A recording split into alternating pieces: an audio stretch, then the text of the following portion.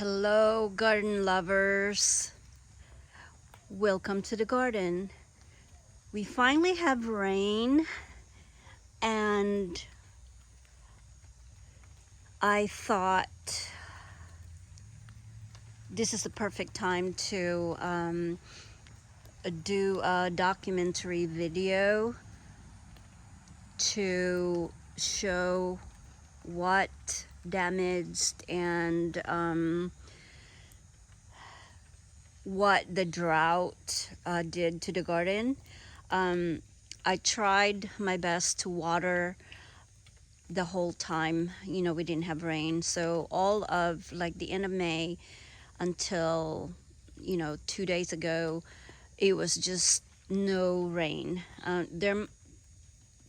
There was probably 1 or 2 days that we had rain, but it wasn't like a soaking kind. Just one of those, flash rain from a thunderstorm. But so that's why I didn't make any video of the garden, because of what, the toll that it did to the garden. So it's we finally had rain, and I thought this is the perfect morning to do a video while the light is still kind of, not too harsh, and, harsh blazing sun.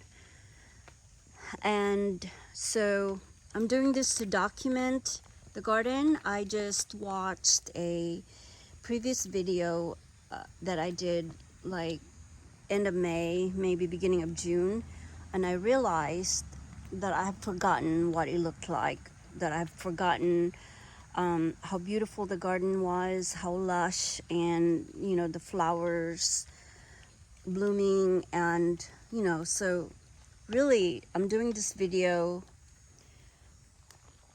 to as a document to the garden.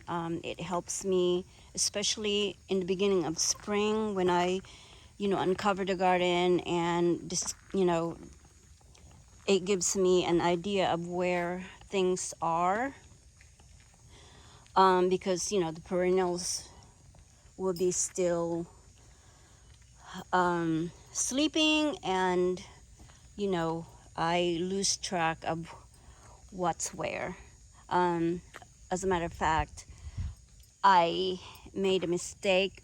I didn't know where this hosta was, and I planted this heuchera, which is Alabama sunrise, on top of it, and I didn't realize it was there, but I caught it right in time, and so I moved the heuchera, and I think he's gonna survive. So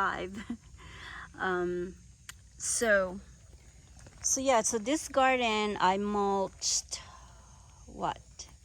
yesterday, and it made such a big difference, especially on the prostrate or the low growing gardenias. So I have 1, 2, and 3 over there by the pot. So they kind of it kind of propped them up a little bit, and because before they looked just like blobs, so it's kind of, the contrast is kind of making them more visible, and it just looked a little cleaner with the mulch. So that's where it's at. It's still it's still at its infancy, so the plants are still in their sleep or creep year.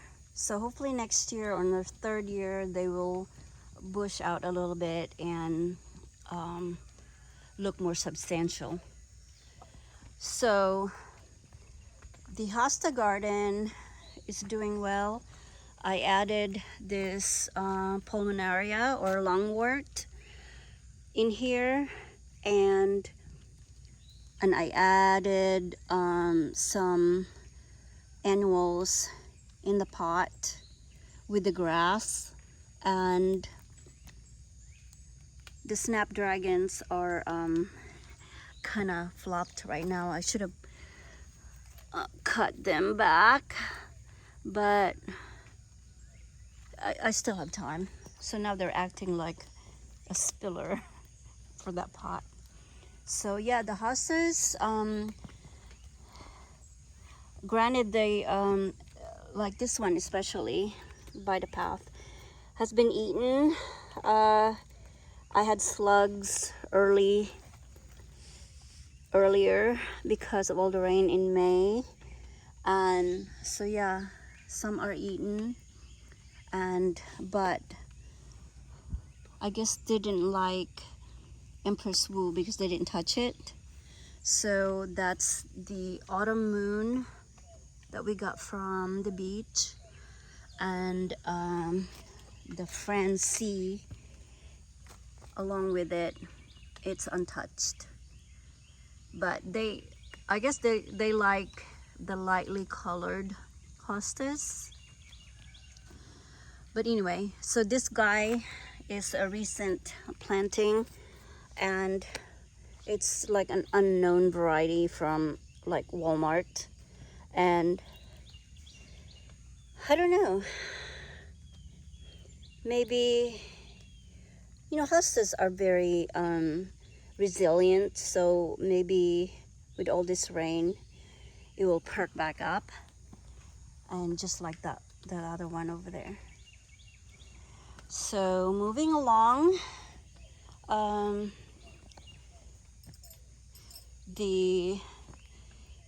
oops, my sign fell down. I'm gonna hang it. There's a hanger.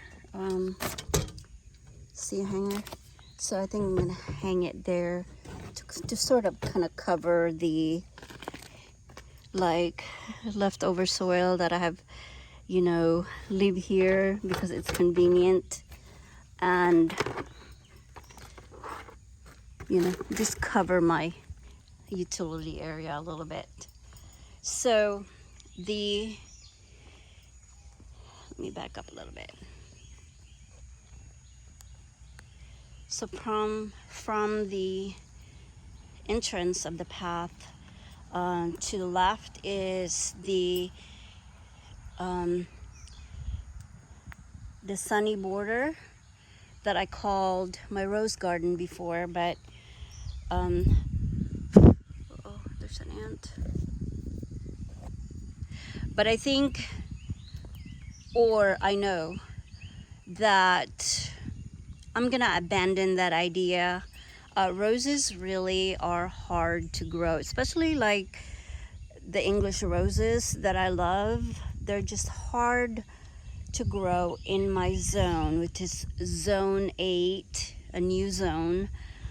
But I'm in the southeast, which is a dry and humid climate, zone 8. So it's not the same as, you know, Oregon and Seattle zone 8, which is you know, they have frequent rain there and not as muggy as we are. So now that's going to be my perennial border, and they're anchored by these 2 limelight hydrangeas. So one there and one on the other side. And I think I'm really evaluating this bed since I'm abandoning the rose. So I think that if the Eugenia topiary will die this winter, which I am suspecting that it will, I'm gonna replace that with a limelight. So but it is amazingly loving where it's at, you know, despite the drought, because I just planted that this spring, because the one I had last year didn't make it through the winter. So I don't know. Hopefully it will make it. I'll try to cover the root area, and maybe it will keep it from dying over the winter.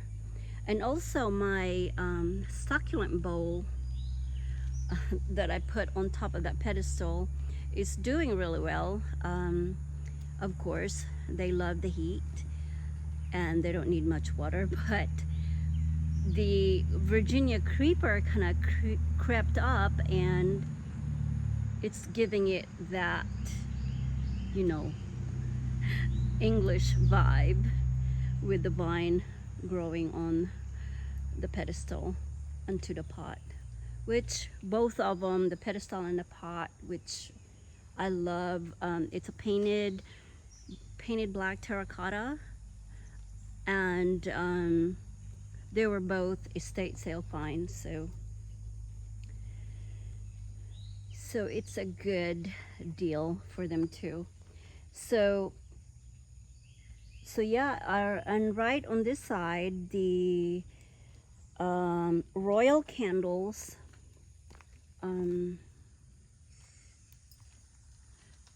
Veronica, is, you know, I've been deadheading it, and it should be reflushing soon. You can see some new bloom coming out.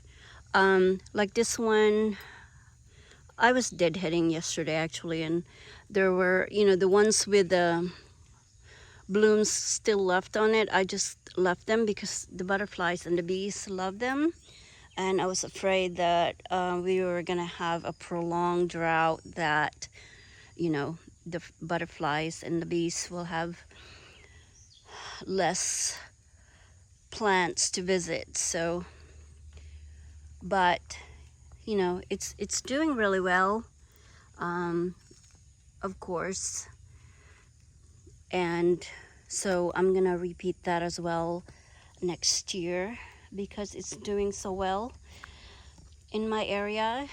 So that's what my plan is moving forward, is I'm gonna repeat the plants that are surviving and doing well in my hilltop well draining clay soil. It sounds like an oxymoron because clay soils are supposed to be not fast draining, but since I'm on top of the hill, you know, it is fast draining. So anyway, to the right is the no dig garden where I made last year, and I put this viridis, or the green Japanese maple, and at its feet are two varieties of thyme. One is foxley, the variegated, and look how big it's gotten. And then the other one is woolly thyme, which is equally as big, but it's more low to the ground than foxley. Foxley is kind of spilling over the retaining rocks. So yeah, I'm very happy about them.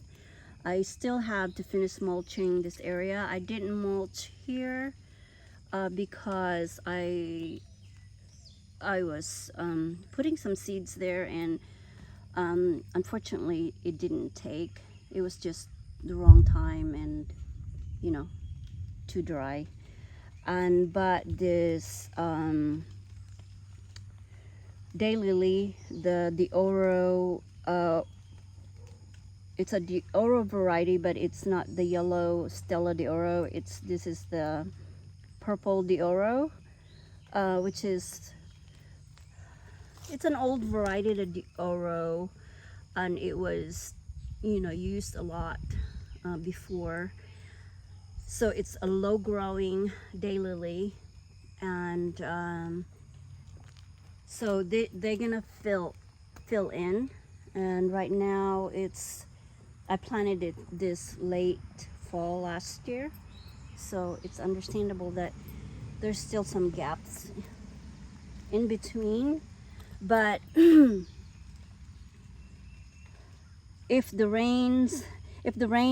this forecast of rain continues, I mean, I don't want to be greedy and order rain every day, but I think if it continues, I think I'm just gonna pull the trigger and order some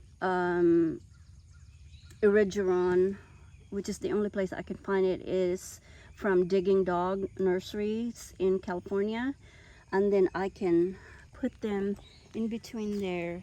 And wouldn't it be lovely? I don't know if you're familiar with Irigerons, but they're this tiny daisy, English daisy, like, low growing. Well, there are taller varieties as well, and growing amongst the daylilies. Wouldn't it be dreamy, like very English and very cottage?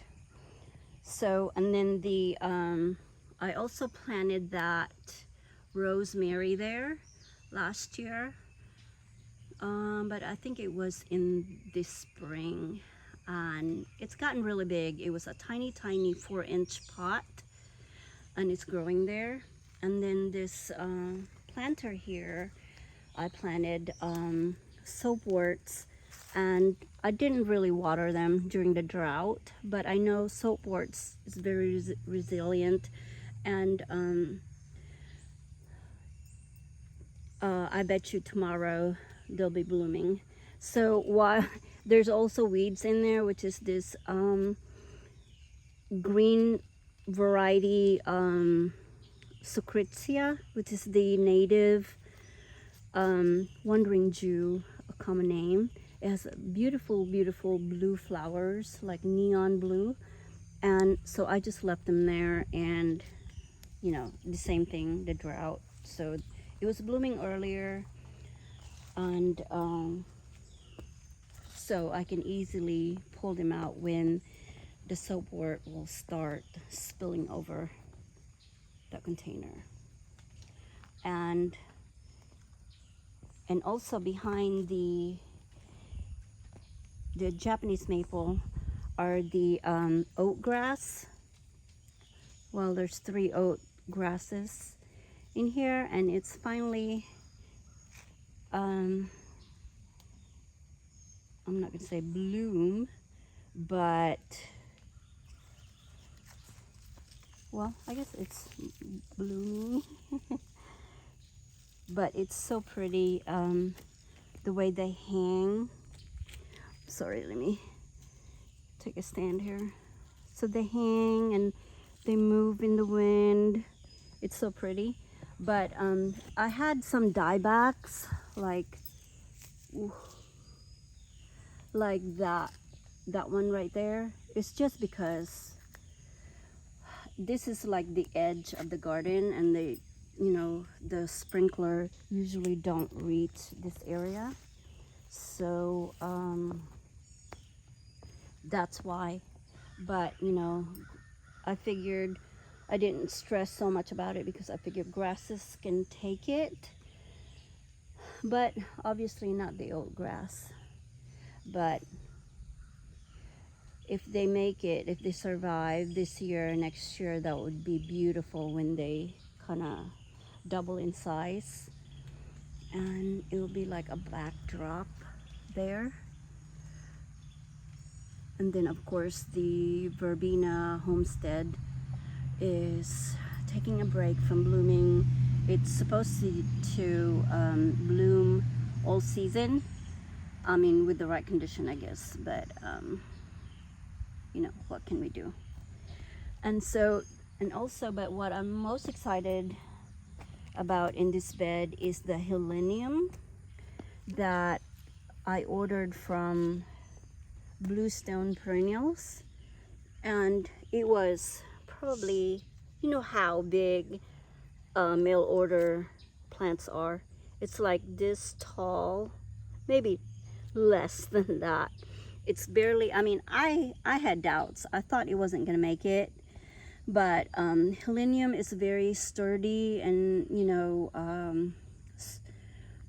sort of like a prairie style or type plant. So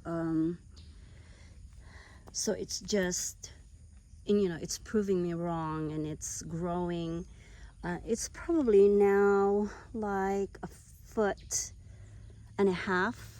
and it made 2, 4, 5 strong stems, and I cannot wait for that to bloom and show you guys.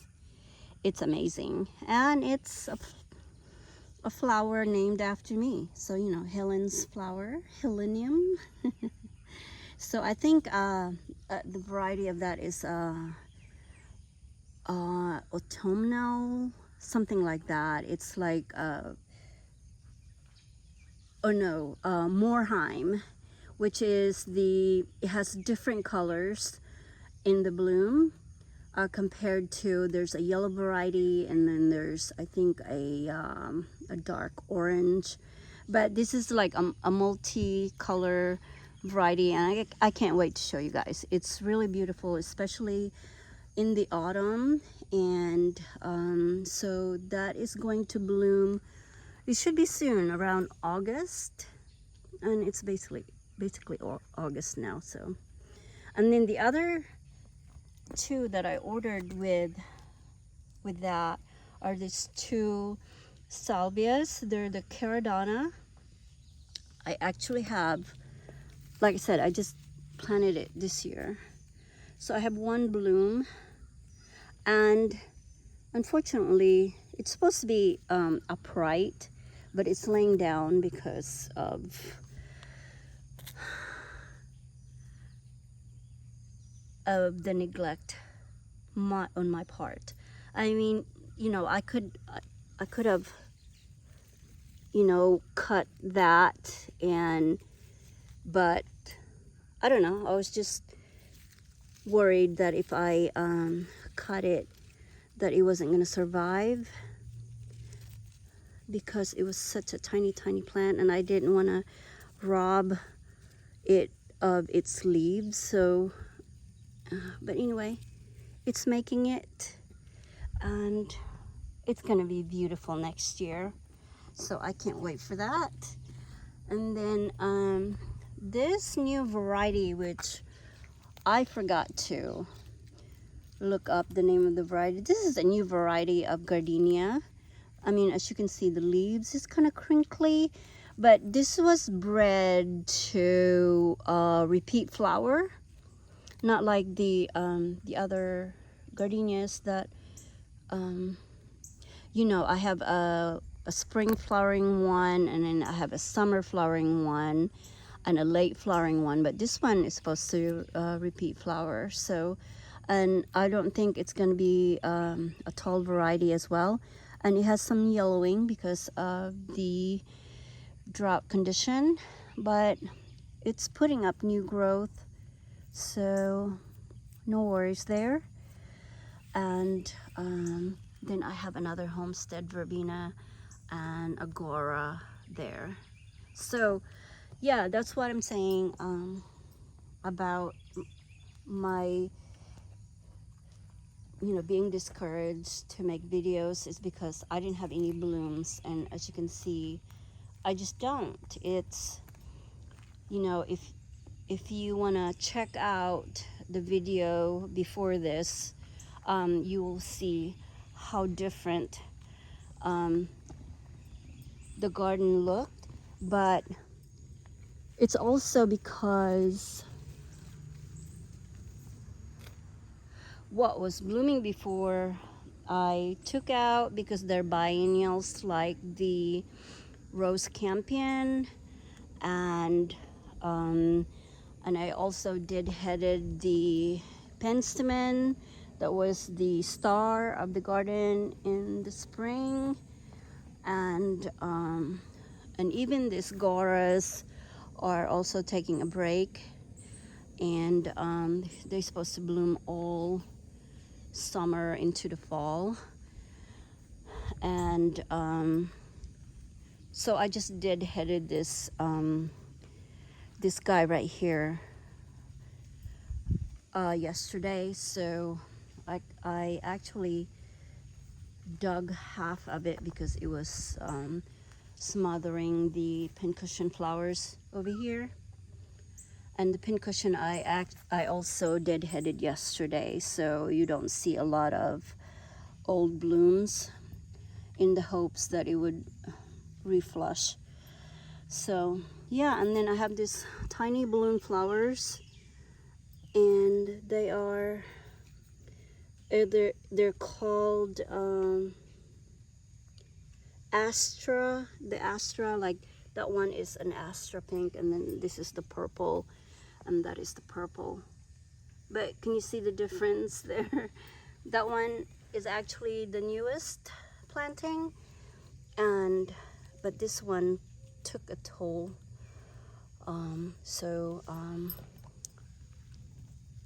But it will bounce back.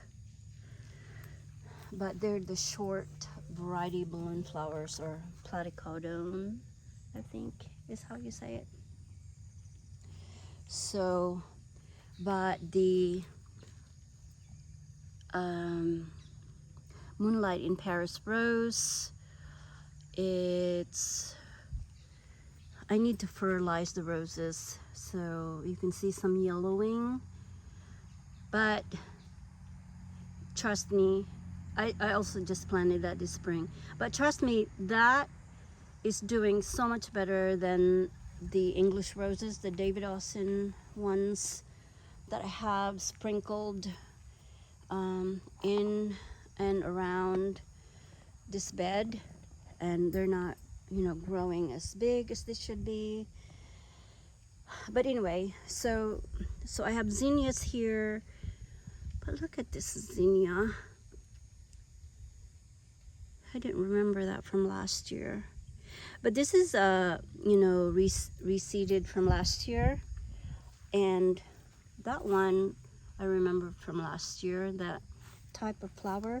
See how this is like a dahlia, but it's beautiful.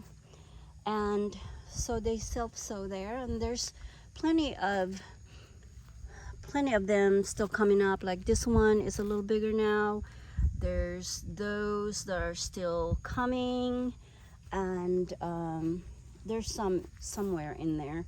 So hopefully they will come up pretty soon and save the garden as well, along with the limelight.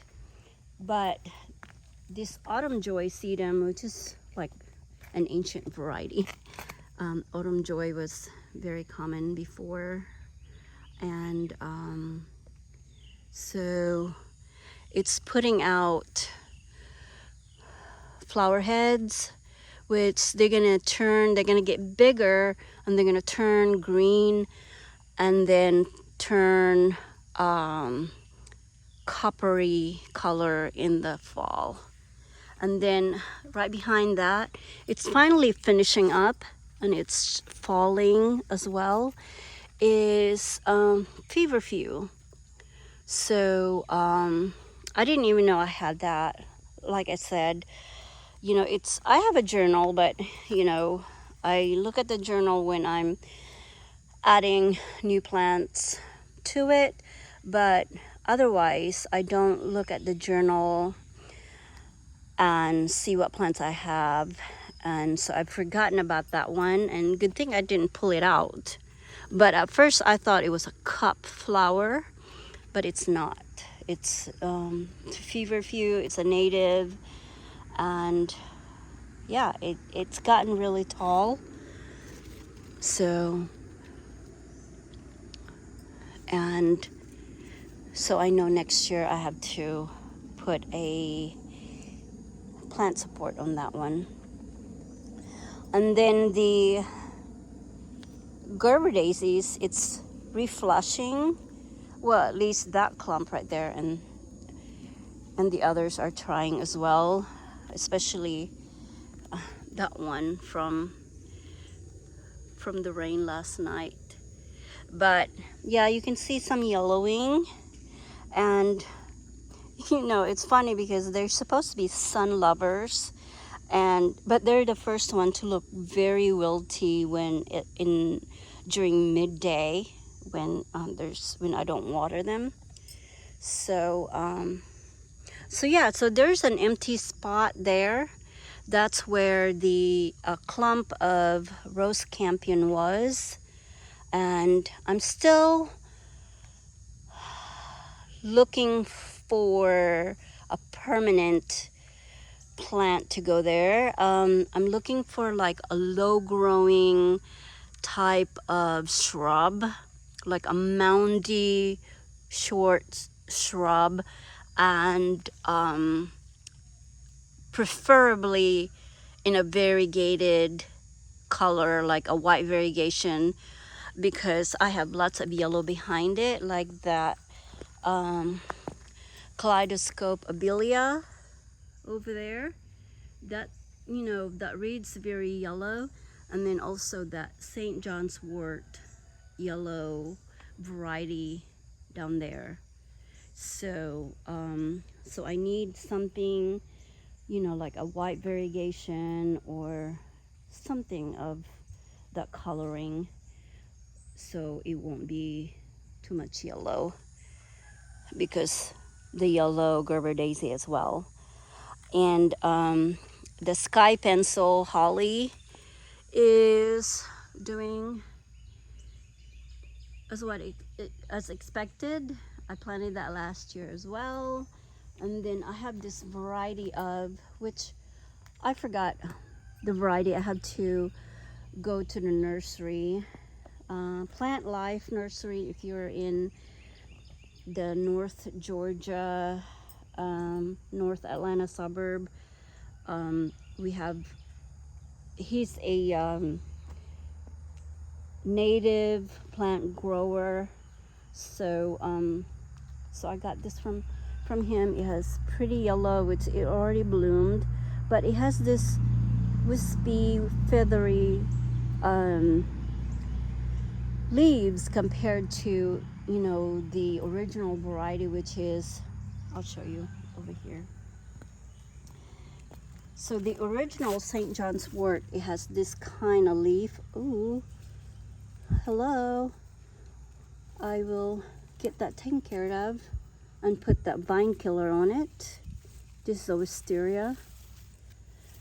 So yeah, speaking of, if you're in the southeast, don't ever plant wisteria, because it will take over and you could never kill it.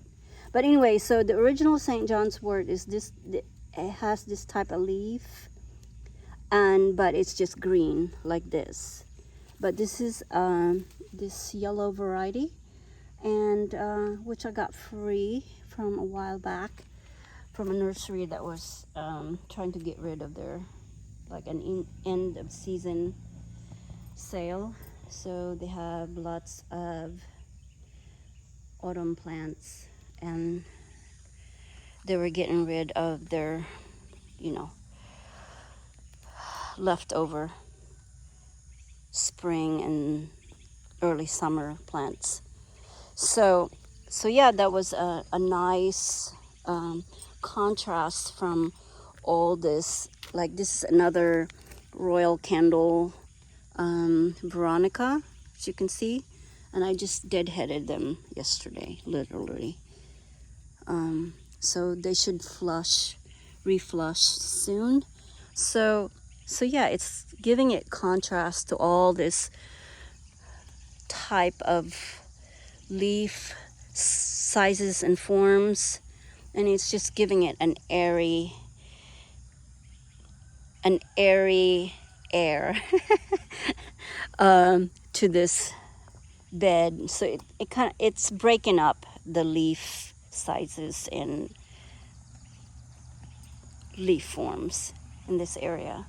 So yeah, it looks kind of bare because I cut back all the lemon balms. They're everywhere. As you can see over there, I still have to cut some of them. They're under this pine tree and under the Rose of Sharon. Oh, and I have this, I went to a native plant sale a couple of weeks ago, and this is called Alexander's Cross. And that's the first time I've ever heard and seen one. So I can't wait to see what it would look like. And like I said, it's a native, so it shouldn't be a problem, but I'm still trying to figure out where it will go. So maybe there, because I have a bare spot there. But I'll figure it out soon enough. And so let me turn around and show you the heart-shaped bed. This is my original first bed that I've ever made.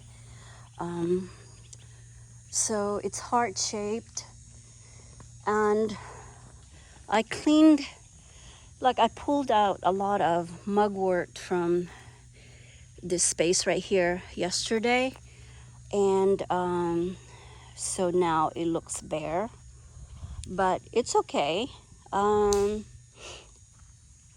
think I'm gonna move this Caryopteris or Bluebeard. It was blooming, and it's supposed to be still blooming.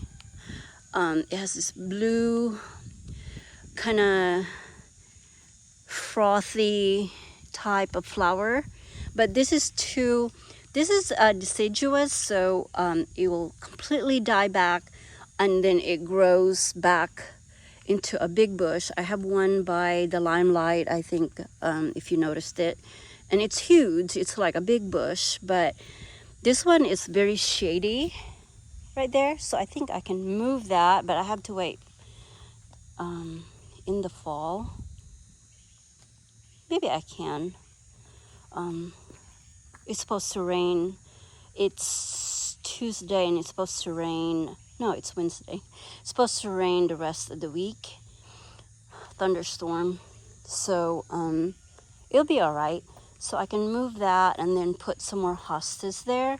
I got this Paul's Glory hosta that I got from the sale rack from Lowe's. So I think it was, I don't know, $3. And it's huge. I mean tall. So I think I'll be better off to put hostas there because of the light condition. So yeah. But I mentioned earlier that, I was discouraged. This time last year, I was going to, nurseries and big box stores and, taking advantage of their end of season sales. I'm not even doing that this year. So, yeah, I just saved hubby some money because, I just felt like, what's the use? What's the purpose when, everything was just dying and sad looking.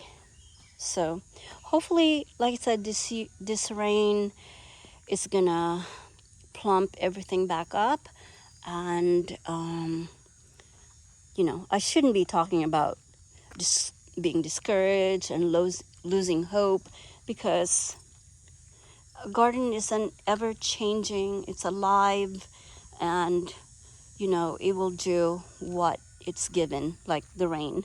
So, and it will bounce back. And yeah, there's nothing to feel, discouraged about. And I went to Home Depot the other day, and not Home Depot, a Walmart, and they had this, I think this is from their 4th of July offering. It's a red, white, and blue petunia, and it was $5, and it was a hanging basket.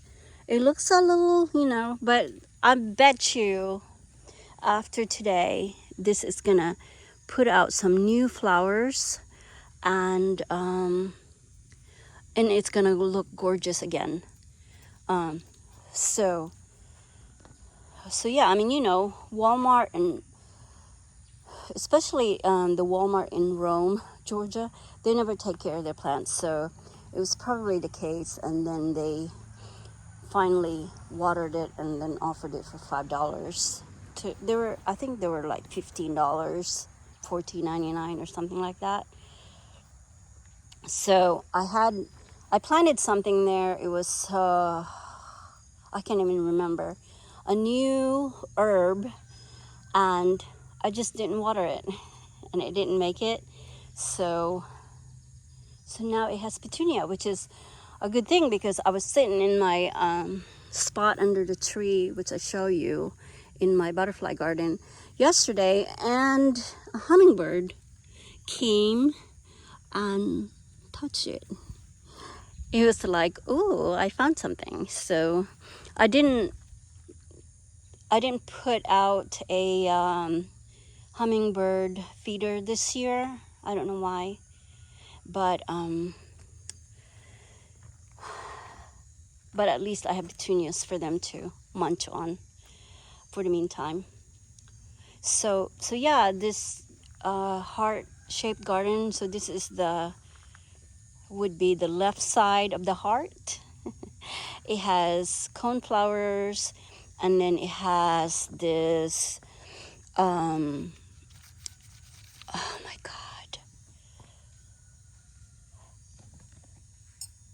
I don't know, you guys know, I just have a brain fart right now.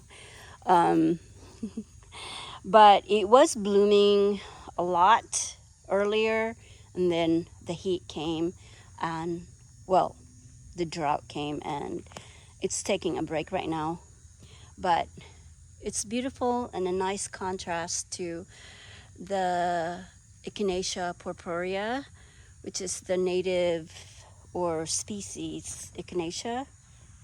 And I'm telling you, it's been eaten a lot, but the butterflies prefer them. There are,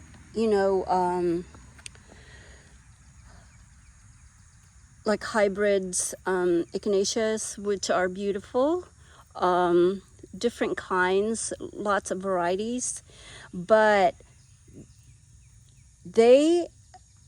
I think the reason why the butterflies love them is because it's not like there are varieties that have double petals, and it kind of hides this head right here, but this is where they get stuff from this head, and they just love it. I mean, everybody, the bees, and that poor bee sleeping in there, the moths and everything. And then also in this bed is this native aster, which it's called Georgia aster, and I have been pinching them, so it would get a little sturdier. So last year when they bloomed, they were kind of floppy. They have flimsy stems, if you can, but I'm touching it right now, and it's actually kind of stiffer than usual. Like, they were really flimsy and they were really flowy, and so they flop a little bit. So I hence the bamboo stake there. But so I've been pinching them, and it's getting new growth. So it's also making it bushier, and making it, instead of just one stalk of bloom here, now it will have 2, 4 in one stem. So yeah, so that's also a new for me. I didn't even know that exists. A lot of stuff, you learn a lot of stuff when you show interest in them. Like, I've been really into native plants lately because they're just easy. They require less of you, and they're native, so they do better in your area. But if you know me personally, you know that I'm a plant collector. I love and I covet plants that are unusual, and I've wasted so much money on unusual plants, and they just don't make it, you know. So yeah, so lots of discovery, native discovery, and I can't wait to show you guys those. I mean, I have videos, maybe one or two from last year when they bloom. The bloom is just so electric purple. It's not like, I have a New England aster right behind the lantana. That's what this is, lantana. This is actually a perennial lantana that I inherited from the previous owner, and we've been here, what, 30 years? And did I just reveal my age?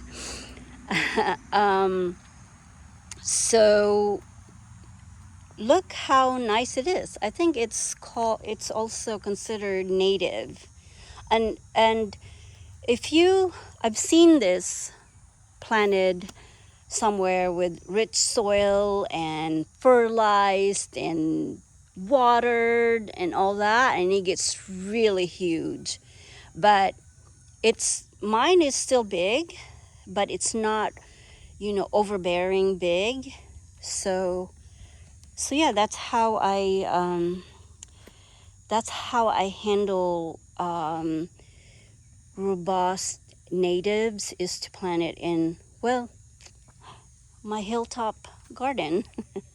And I don't fertilize them, really, I don't. And they stay where I want them, size-wise. So there's that secret. But behind it is the New England typical aster. It bloomed for me, where it always does, like early summer. And a lot of people, they don't allow that, because just like the other aster, they cut it back, just like I did with the other aster, to make it, so they will have strong stems, so they won't flop. If you look at English garden videos, in gardens in England, their asters are floppy and very, very tall, because they have lots of rain, and they probably have good soil and all that stuff. But not mine. So I'm glad that they bloom twice for me. That way you get a bang for your buck. So that's been there for a while. So it's a bigger clump now. So yeah, so that's how I deal with certain plants. So some I let flower earlier and have 2 blooms a year, and some, you have to to experience your garden first. That's why you garden the first time, and then you learn, and then the next year you do better. But this is a cup plant, and I actually have a video on Instagram of a wasp taking a drink from there. So that's why it's called a cup flower, because it holds water. A cup flower, because the leaves kind of wraps around, so there's 2 leaves wrapping around the stem, resembling a cup, and it holds water and the pollinators and the insects and and the birds, they, you know, they drink from there. So, like for example, even though I had drought, when I water, it catches and retains water, so the pollinators will still have somewhere to get water from. So that's gonna have a yellow in like rich soil. This is also a native, by the way. If it has rich soil and you fertilize, which you shouldn't be fertilizing anyway, natives, it would get to probably 6 feet tall. And so as you can see, mine is probably, I don't know, 3 feet.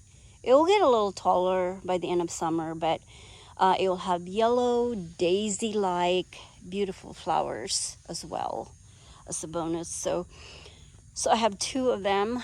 One over there where that lantana bloom is.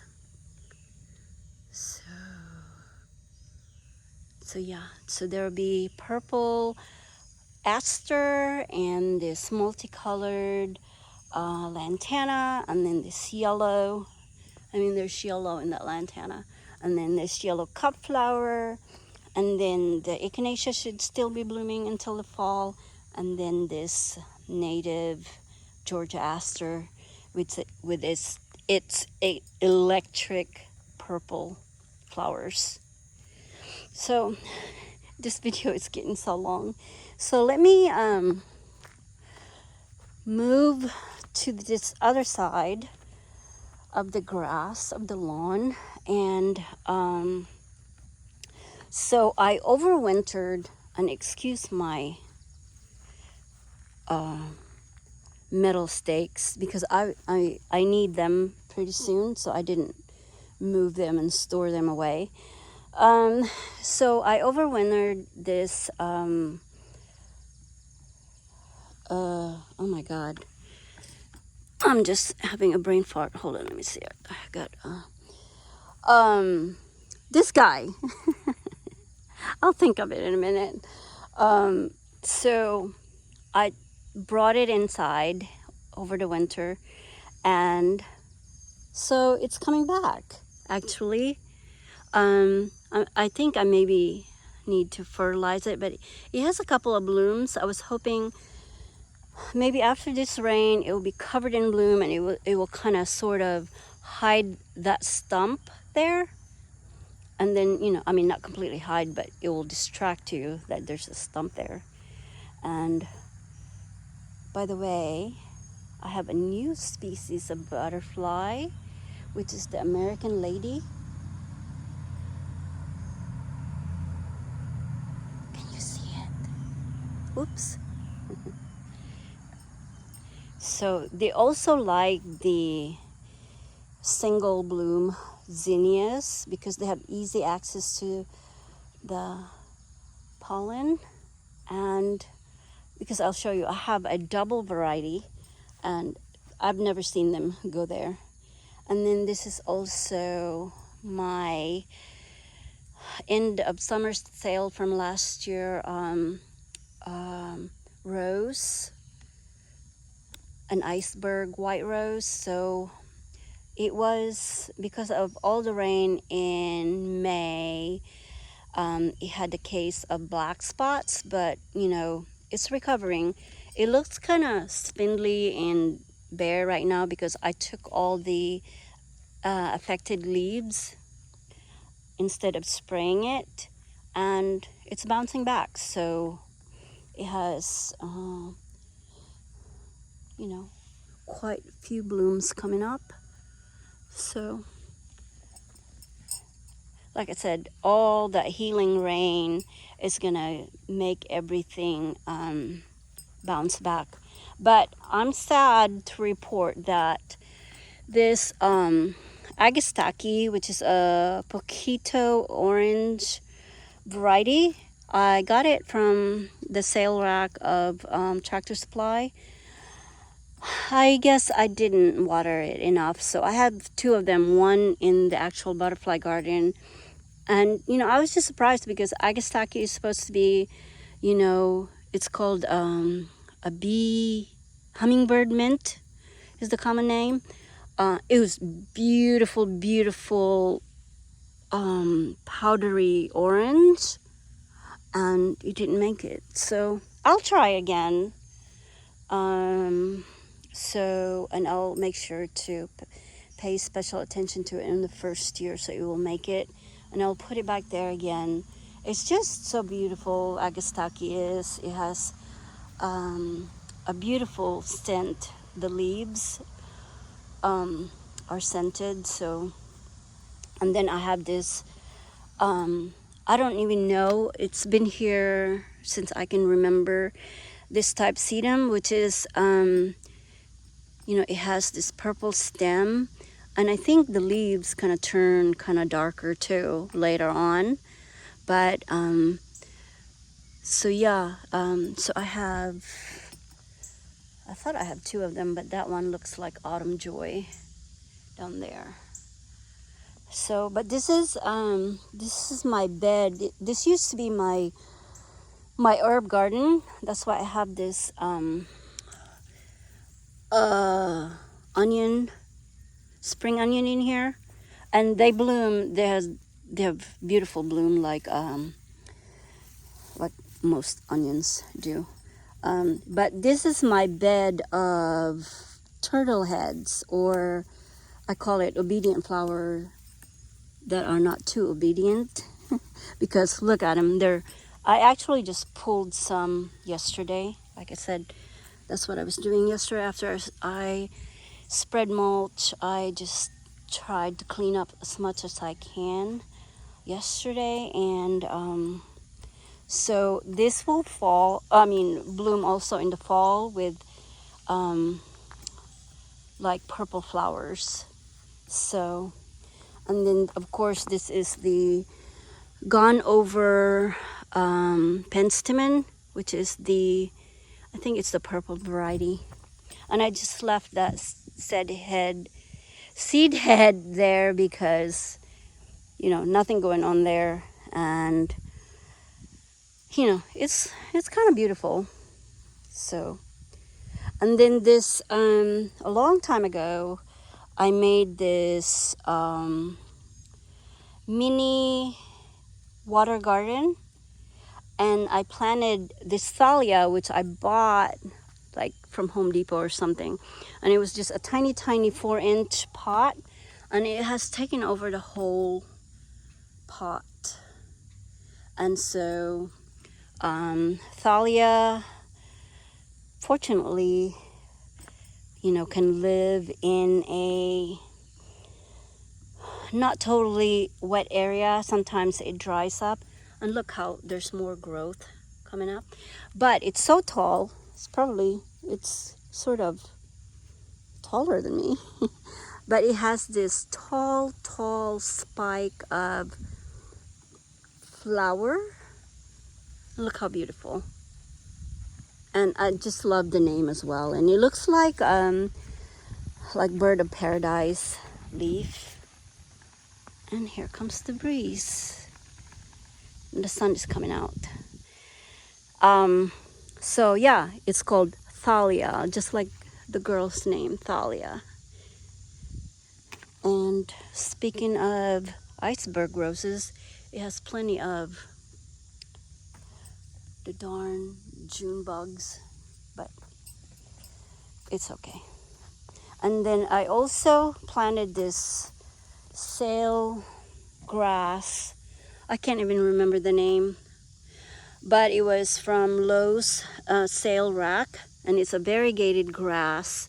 I planted it, and I kind of planted it close to the fence, and the horses pulled it out. That's why it's not as big.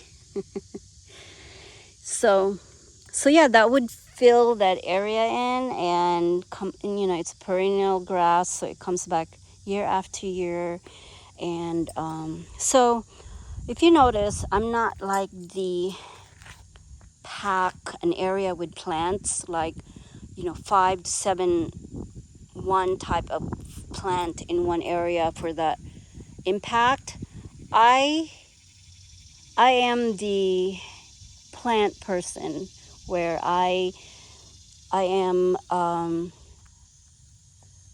more excited to see the grass grow to its full potential. So I plan it according to what the labels say. If it says it would grow to be, 5 to 6 feet tall and wide, then I'm not gonna plant anything there, because I also don't like to, to do work, double work, and like dig up things and replant them and so on and so forth. So this area right here is bare. I literally just mulched this area. It was full of Bermuda grass. So I think I'm gonna repeat the miniature butterfly bush, which I snubbed until this year. I just didn't like the big, huge butterfly bushes. I'm pretty sure at some point I will eventually. I had some last year. A couple of years ago, and it just, I don't know, it didn't do anything for me. So, but this is the, what is the name? Pugster variety. So I'm actually gonna repeat that in here, maybe 3 pugsters. This is big enough to fit 3 of them. And I know that, it doesn't require a lot of care and a lot of maintenance. So, I barely did head those, and it just kept blooming. So let me go back this way. And if you're looking from the house or from the front porch, this is what you see. So this is my new bed that I made literally early spring.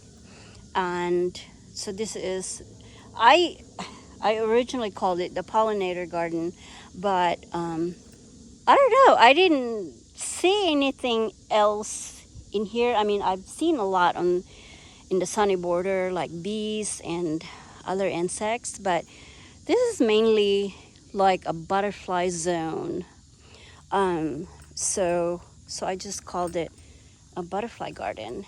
And look at that. American lady. But yeah, that's the first time I've seen them go there. That's the double variety zinnia. And so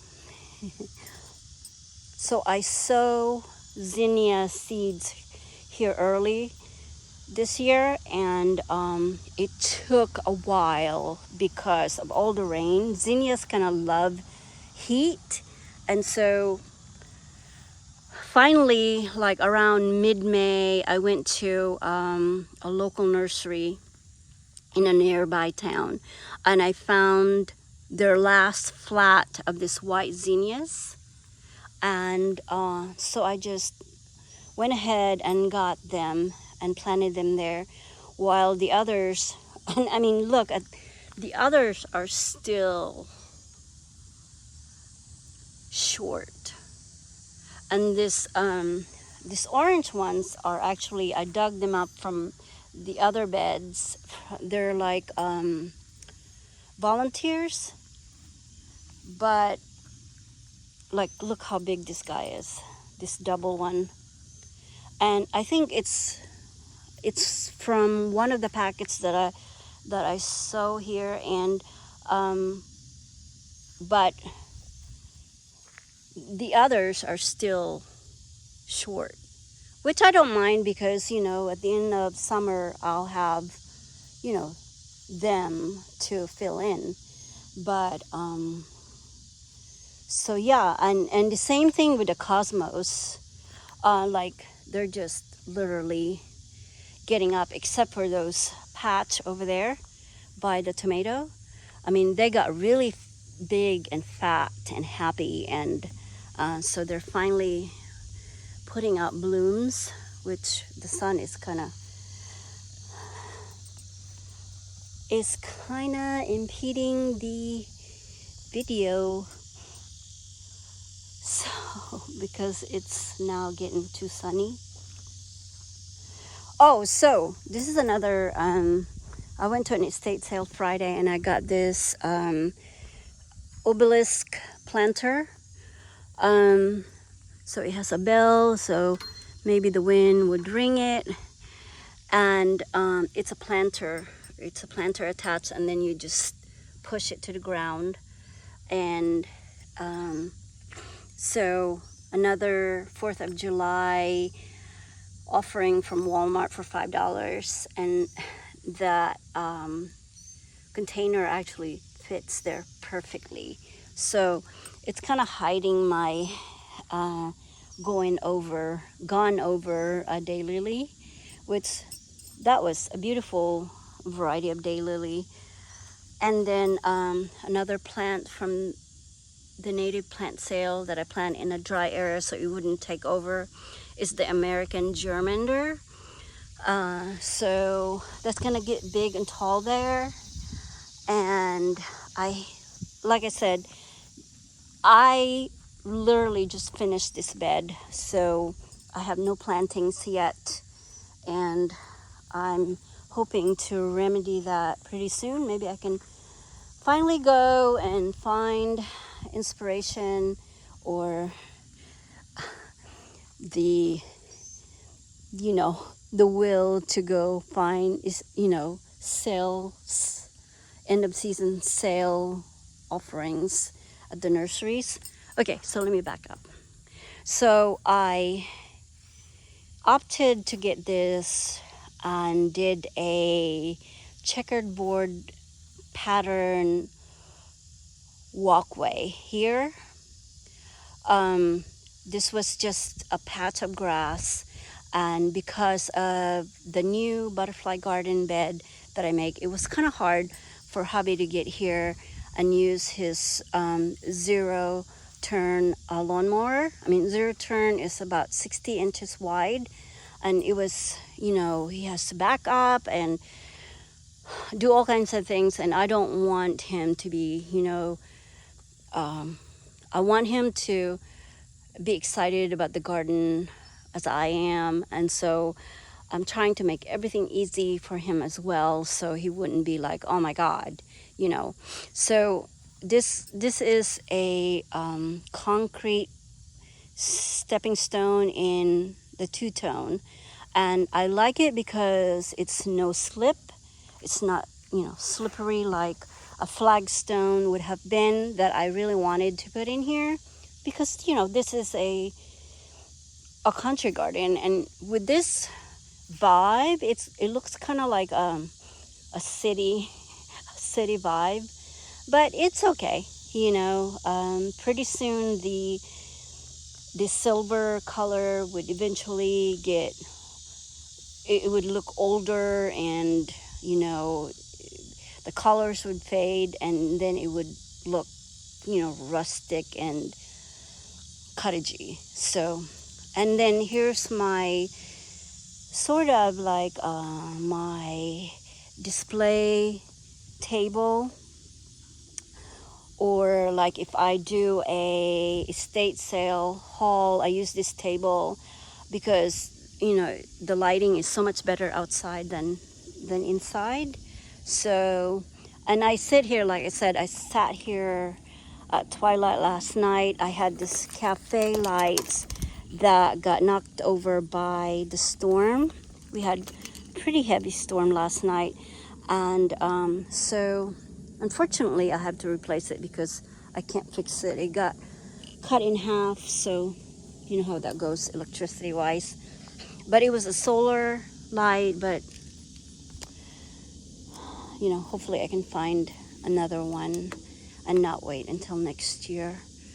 But so yeah, it's so nice to sit here with the breeze going, and maybe have your cocktail at night or coffee in the morning, which that never worked for me.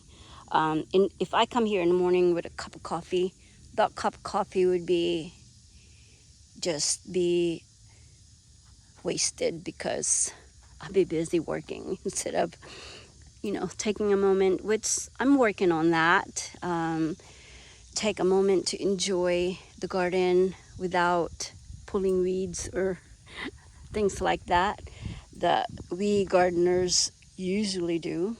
And I also got a fabric to replace the covers for these, and I already have it, so all I have to do is find a time to do it, and it would be beautiful. I mean, I love the orange stripe, and it's kind of like the,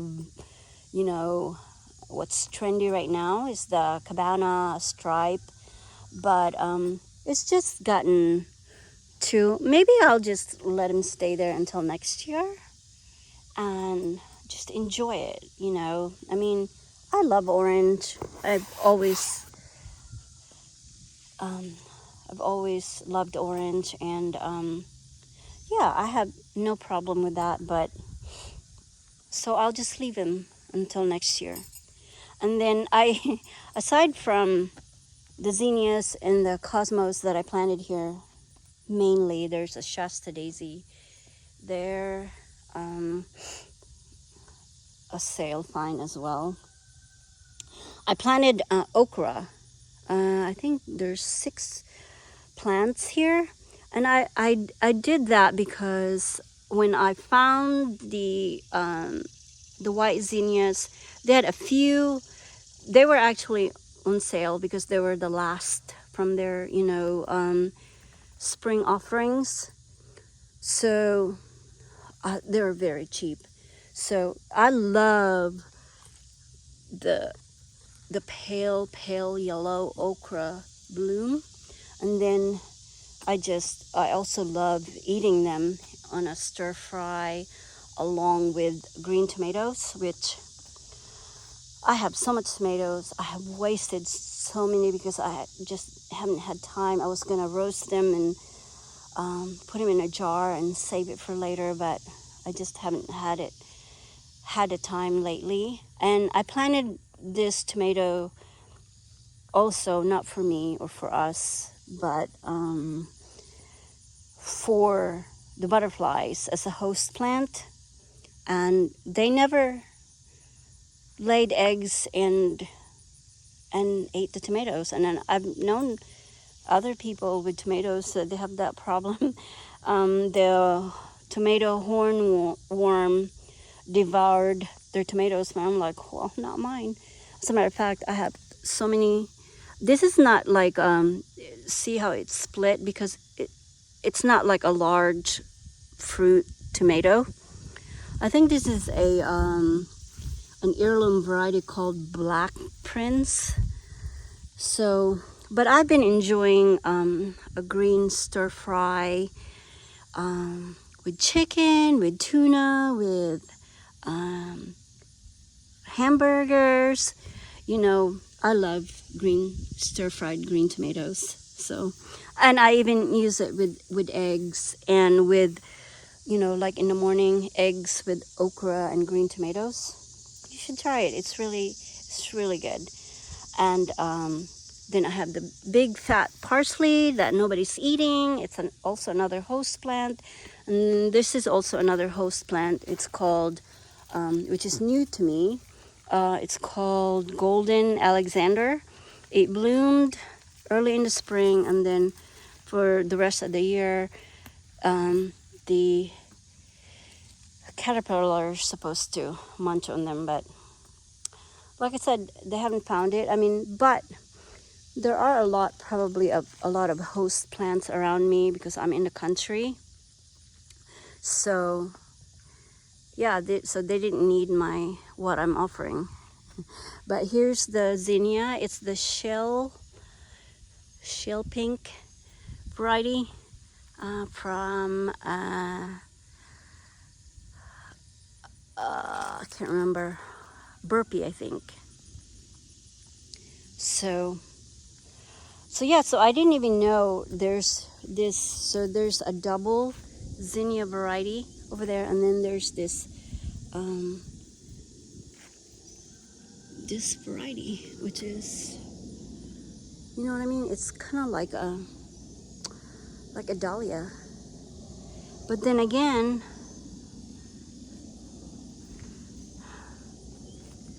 so I don't know. I don't know what happened. Maybe it's a freak of nature, because this is just a single variety. And then, but this one looked very different. And it's the same plant. But anyway, but I tell you what, they love that echinacea. It's one of the volunteer seedlings that I dug up and put here. Like I said, this is a very brand new bed, and so I just dug up things that are reseeding on the sidewalk, on the paths, and so, but you know, this fall I'm gonna put some structural plant in here, so I'll have some winter interest. But, and there's my butterfly sign. But yeah, I'm very happy. The tomato blooms is very beautiful as well. And it's gonna bloom soon again on some parts of the plant, because it's just gotten really happy with all the compost that I use to fill in that bed, my no-dig bed. So, and then here is also another estate sale fine obelisk, which is very substantial size, well-made obelisk. And I should have learned my lesson that if there's two of a kind, that I should buy both. But I was thinking I only needed one. I didn't even know where to put it, but then I ordered this sweet Francis rose, hubby's favorite, and my favorite too. Aunt died in June, and I thought I would plant something to remind me of her all the time. And this is called Sweet Francis, and it's like an old variety rose. I ordered it from Antique Rose Emporium in Texas, which is also a mail order nursery for roses. Well, they have some perennials too, but look how big it's gotten. And you know, like I said, I have been discouraged with the English roses. I'm in the wrong climate for them, and so why fight it? And so I am now focusing on like the icebergs and the old variety roses. I've been looking at the French varieties. They're the old varieties, and you can find a lot of those from Antique Rose Emporium, and also at Heirloom Rose mail order catalog as well. And so in the corner here, so this tub, I put that there, and I planted some, which they're coming along, a lot of beets for hubby. And so in the corner here, where the kind of stepping stone turns or pivots, I put this, finally I pulled the trigger and bought boxwood. So it's from Walmart, and it's pretty big. It's probably an inch high, or a little bit over an inch. And I'm gonna make it into a ball. So next year, hopefully it will bush out bushy enough that I can shear it and form it into a ball. And so I think that's what I'm gonna use here as a winter interest. I think I'm gonna put one in that corner there, and also the beginning of the round bed under these dogwood. So yeah, I'm so sorry this video has gotten really long, and I just want to do this video after the rain to show you, you know, what a good soaking of rain does to a very struggling garden. And I promise, I had my tractor stuck on a power line the other day, and I promise today, maybe tomorrow, I will remove that bag of rocks that's been there forever. I promise.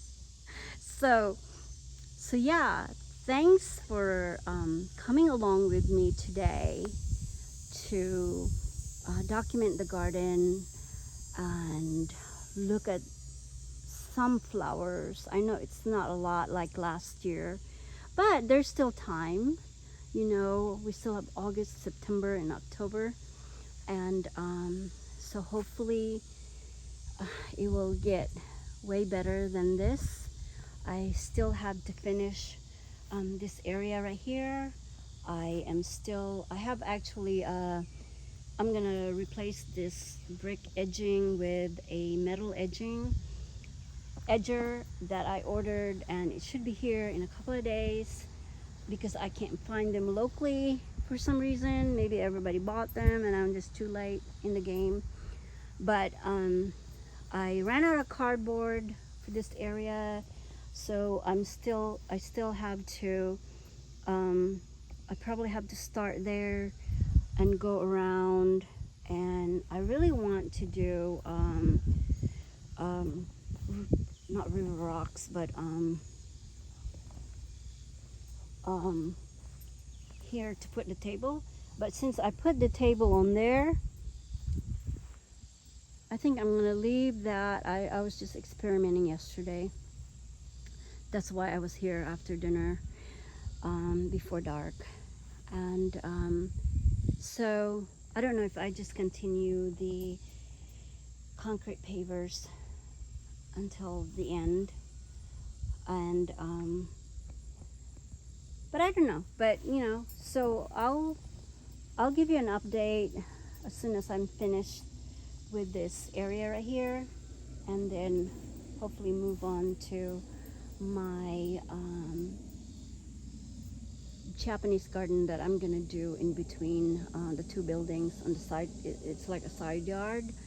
I already started planting a couple of things in there, and I have a path going on there, and I just need some river rocks to finish that area. So plenty of time, hopefully.